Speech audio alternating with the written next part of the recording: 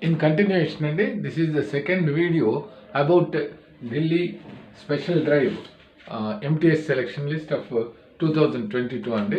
దాంట్లో ఏముంటుందంటే సెకండ్ దాంట్లో మీకు ఇచ్చినటువంటి లిస్ట్లో ఫస్ట్ ఆఫ్ ఆల్ ఒకటి ఇచ్చారండి. ఏంటంటే if you are not willing also you have to inform to your division.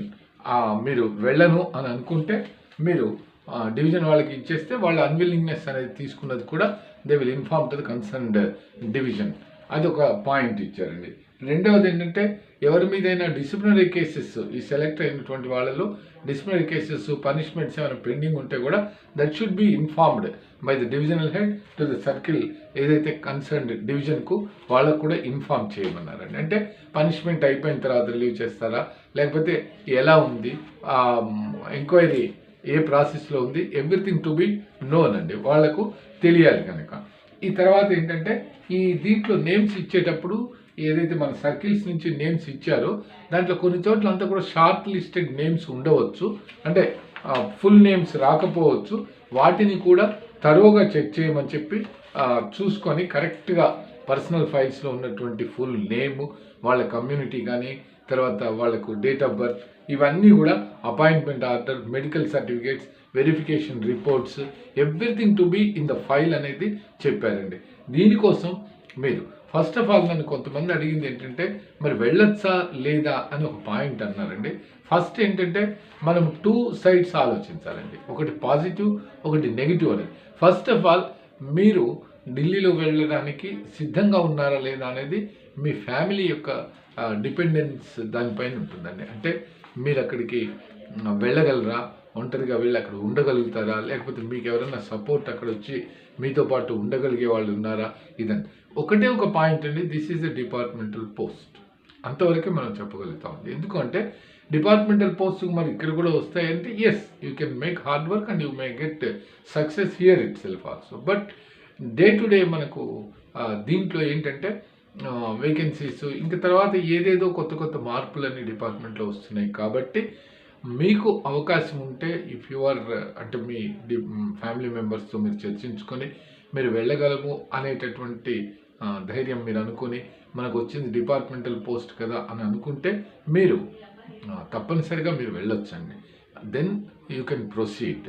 మన వాళ్ళు పోస్ట్ మ్యాన్ దీనికి వెళ్ళిన వాళ్ళు అటు ఏపీ సర్కిల్ నుంచి కానీ ఇటు తెలంగాణ సర్కిల్ నుంచి వెళ్ళిన వాళ్ళు చాలామంది పనిచేస్తున్నారండి.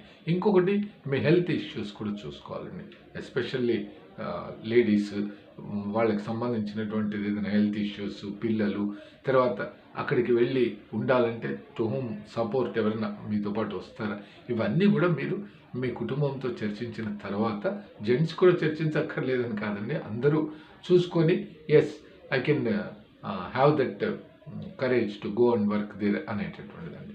పోస్ట్ మ్యాన్కు ఎంటీఎస్కు ఉన్నటువంటి తేడా ఏంటంటే ఇది ఆఫీసుల్లోనే ఉండేటటువంటిదండి. ఇప్పుడు మనకు మామూలుగా ఆఫీసుల్లో మీరు చూస్తే ఎంటీఎస్ పోస్టులు maybe in divisional office, in head office, in LSG offices, in some A class SOs like that అండి. అక్కడైనా అదే ప్రొసీజర్ అండి. రిమోట్ ఏరియాలో ఉన్నటువంటి బీఓలో ఎంటీఎస్ పోస్ట్ ఎక్కడ ఉంటుందండి? ఉండదు. అంటే ఒక దీంట్లో ఉంటుంది. సార్టింగ్ ఆఫీసుల్లో కూడా మోర్ అండ్ మోర్ ఎంటీఎస్ పోస్టులు ఉంటాయండి, అంటే ఆర్ఎంఎస్ సైడ్ ఉన్నటువంటి వాటిల్లో. This MTS means you are not suppose to go outside అనేది ఒక పాయింట్ అండి. వైరాజ్ పోస్ట్ మ్యాన్ అంటే they must go out for delivery work, ఇది ఒక పాయింట్ ఉంటుందండి. తర్వాత మీరు ఏంటంటే ఇవన్నీ చర్చించుకున్న తర్వాత మీరు వెళ్ళగలను, నాకు అక్కడ సపోర్ట్ ఉంది, మా ఇంటి పరిస్థితి ఇది, ఫ్యామిలీ పరిస్థితి ఇది, ఇవన్నీ మీరు ఆలోచించుకున్న తర్వాత then only you decide to go or not to go. మీరు అది ఫస్ట్ ఆఫ్ ఆల్ డిసైడ్ చేసుకోండి.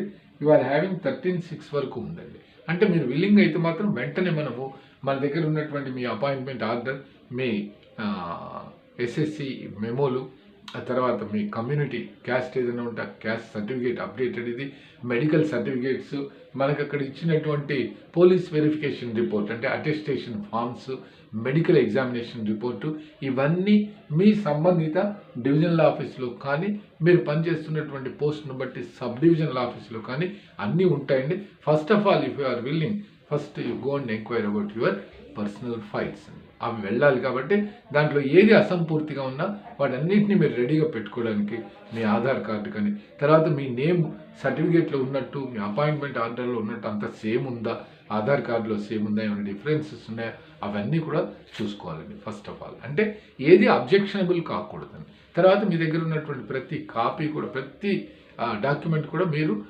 అట్లీస్ట్ ఒక 6 కాపీస్ తీసి పెట్టుకోవడం అనేది కూడా ఒక మంచి పాయింట్ అండి. If at all they ask at any time మనం అక్కడ వాళ్ళకు ఇవ్వచ్చు, ఇక్కడ వీళ్ళు పంపించేటప్పుడు కూడా ఉంటుందండి. అవన్నీ మీకు రీచ్ అయిన తర్వాతనే they will look after each and everything and examine the personal file received from the concerned division. Then only they will go forward to issue appointment and training and appointment orders అండి. ఇది పరిస్థితి ఉంటుందండి. ప్రత్యేకించి మీరు ఇవి మాత్రం మీ certificates అవన్నీ correct ఉన్నాయా లేదా అవన్నీ చూసుకోండి. మీకు ఏదైతే ఈడబ్ల్యూఎస్ కానీ ఓబీసీ సర్టిఫికేట్లు కానీ ఎస్సీ ఎస్టీ ఇవన్నీ కూడా అప్డేటెడ్గా ఉన్నాయా, పర్ఫెక్ట్గా ఉందా, మీరు అపాయింట్మెంట్ మీ ఆర్డర్ ఇప్పుడు వీళ్ళు ఇచ్చినటువంటి దాంట్లో కూడా మీ కమ్యూనిటీ కరెక్ట్గా వచ్చిందా అవి కూడా చూసుకోవాలండి. ఇవన్నీ కరెక్ట్గానే ఉంటాయి. ఎందుకు అంటే మీకు మన సర్కిల్లో మనం ఎగ్జామ్ రాసినప్పటి లిస్టే కాబట్టి ఏం ప్రాబ్లం ఉండదండి. ఇలా అన్నీ ఉంటాయి చూడండి. ఇప్పుడు ఏపీ సర్కిల్ ప్రొద్దుటూరులో పి రాంబాబు అనే పేరు ఉందండి. బీపీఎంగా పనిచేస్తున్నారట. హాల్ టికెట్ నెంబర్ ఉంది. తర్వాత 1991 డేట్ ఆఫ్ బర్త్. ఈ బిలాంగ్స్ టు ఓబీసీ. ఇది పర్సంటేజ్ ఇచ్చారు.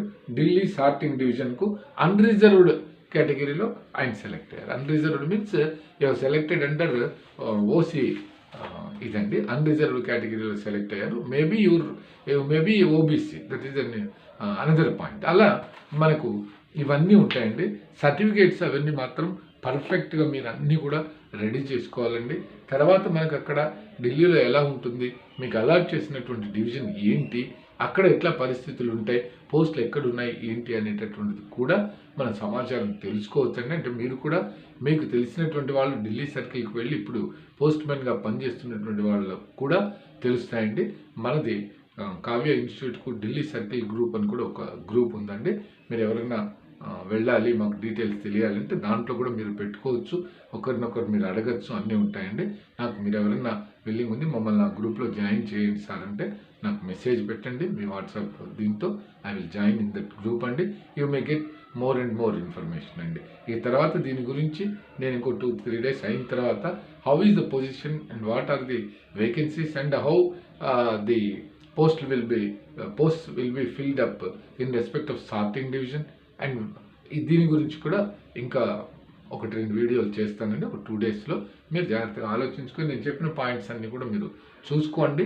చూసుకున్న తర్వాత then you enquiry in your with your division office or sub divisional office whether your personal file is correct. అంటే that means it is healthy in all respects. అన్ని విధాలుగా అది కరెక్ట్గా ఉందా లేదో చూసుకోండి. ఏది లేదో మీరు దాని గురించి ఇమ్మీడియట్గా తెప్పించుకోవడానికి వాటికి ప్రయత్నించండి. అప్పుడు మీరు పర్ఫెక్ట్గా అక్కడ ఇదవుతారండి.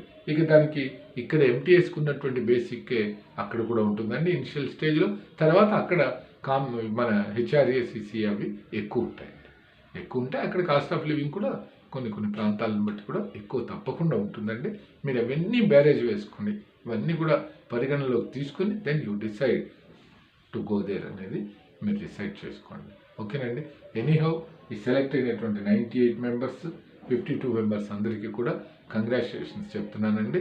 మన ఇన్స్టిట్యూట్కి వచ్చారా, వేరే ఇన్స్టిట్యూట్కి వెళ్ళారు, ఇవన్నీ ఏం కాదండి. ఎనీహౌ మీరు సాధించారు కాబట్టి ఒక డిపార్ట్మెంటల్ పోస్ట్. అందరికీ కూడా శుభాకాంక్షలు అండి. థ్యాంక్ యూ అండి. Thank you.